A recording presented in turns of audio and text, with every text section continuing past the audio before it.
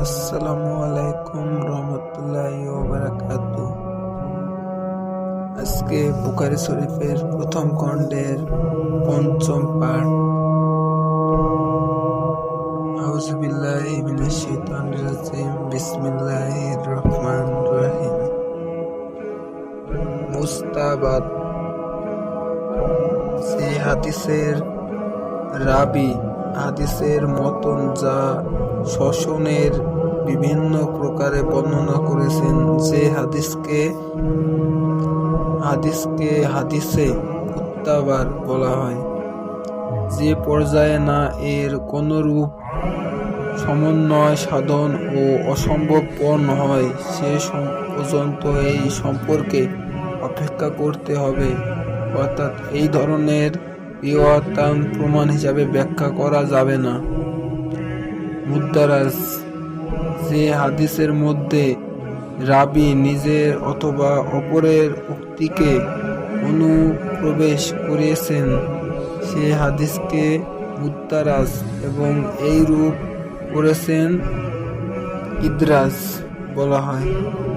ইদরাজ হারাম, অবশ্যই যদি সে দ্বারা কোনো শব্দ বা বাক্যর অর্থ প্রকাশিত হয়, তবে দৃশ্যনীয় নয়।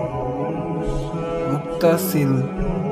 যে হাদিসের সদনের সাধারণিকতার প্রকাশ থেকে শেষ পর্যন্ত পূর্ণরূপে রক্ষিত আছে, কোনো অন্তরে কোনো রাব্বীর নাম বাদ পড়েনি, তাকে মুত্তাসিল হাদিস বলে। মুনকাতি।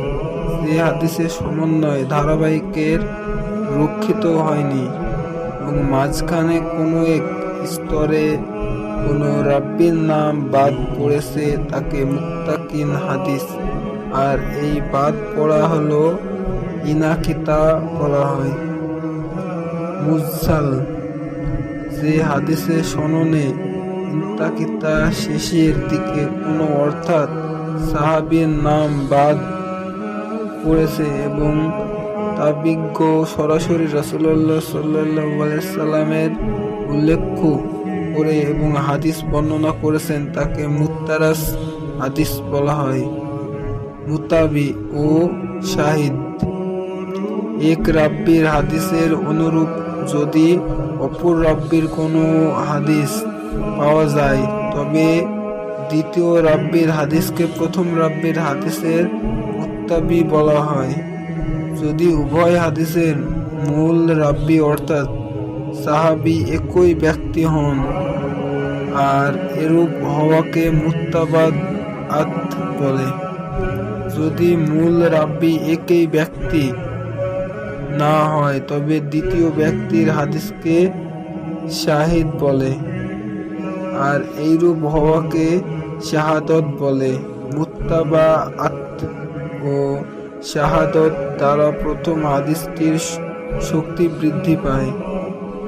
মুআল্লাক।